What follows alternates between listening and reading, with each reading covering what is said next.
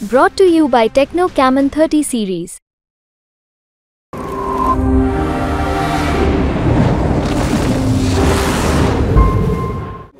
नमस्कार मित्रों, मैं पंकज शर्मा। एमपी तक में आपका स्वागत है। इस समय हमारे साथ में एमपी तक से बातचीत करने के लिए दिग्विजय सिंह जी के पुत्र और रावगढ़ विधायक पूर्व मंत्री जयवर्धन सिंह जी हैं। सर, आपका एमपी तक में स्वागत है। सर, जो रुझान आए उसको लेकर क्या कहेंगे आप?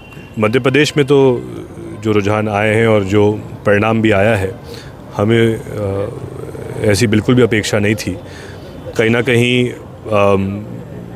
जो एक पब्लिक सेंटिमेंट है उसका हम ठीक से जायज़ा नहीं ले पाए और कहीं ना कहीं कांग्रेस को मध्य प्रदेश में बहुत बारीकी से मंथन करना पड़ेगा कि आखिर ऐसा क्या कारण है कि जो विपरीत परिणाम पहले विधानसभा में आए और उससे भी ख़राब परिणाम जो अभी लोकसभा में आए हैं, जहां हमको एक भी सीट प्राप्त नहीं हो पाई है, ये वाकई में बहुत ही एक नकारात्मक परिणाम है कम से कम मध्य प्रदेश कांग्रेस के लिए। और सभी जो हमारे वरिष्ठ नेता हैं वो सब मिलकर बैठें और इस बात पर चर्चा करें कि आखिर इसका कारण क्या है, ऐसी क्या बात है।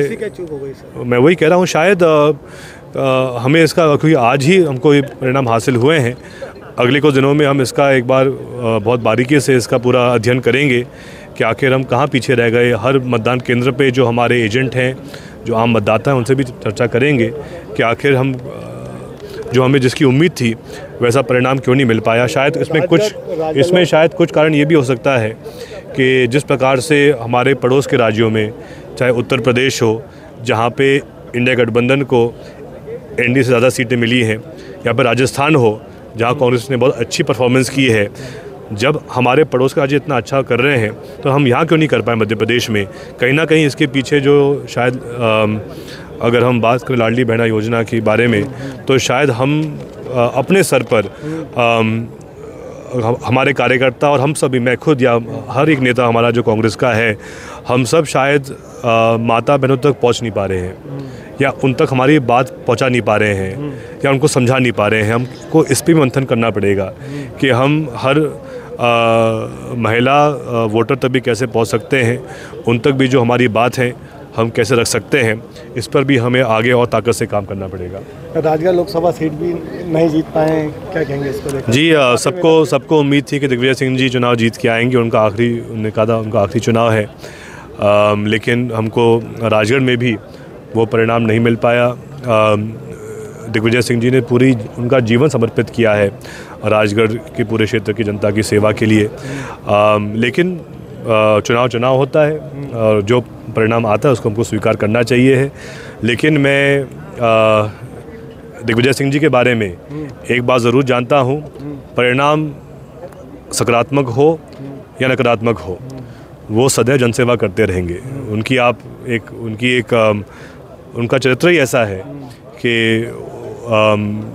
उनका हमेशा यही प्रयास रहता है कि जो उनका कर्म है वो निभाते रहते हैं। और मुझे विश्वास है कि चाहे वो लोकसभा नहीं जीत पाए, लेकिन वो अभी भी 2 साल के लिए राज्यसभा के सदस्य हैं, तो राज्यसभा सांसद के रूप में लगातार जनता की सेवा करते रहेंगे। और उनमें क्षमता इतनी है कि उनको पद की आवश्यकता होती नहीं है। उनमें कृपा है राघव जी महाराज की, हनुमान जी की, कि उनमें अद्भुत आत्मशक्ति है, अद्भुत उनमें हमेशा एक उनमें भावना रहती है जनसेवा की, तो वो आगे भी वो करते रहेंगे। जैसे कि देश में कांग्रेस को बढ़त मिली है, पहले से अच्छी सीटें आई है पिछली बार। जी, हम सब के लिए जो परिणाम देश में आए हैं, पूरे कांग्रेस के लिए ये बहुत ही खुशी की बात है कि जो प्रदर्शन उत्तर प्रदेश में हुआ है, राजस्थान में हुआ है, दक्षिण भारत में भी हुआ है, अनेकों राज्यों में हुआ है, इसमें कहीं ना कहीं पूरी देन राहुल गांधी जी की जो भारत जोड़ो यात्रा है उसका एक बहुत बड़ा असर रहा। प्रियंका जी की भी जो सभाएं हुई, उनसे भी बहुत एक सकारात्मक ऊर्जा जनता में रही।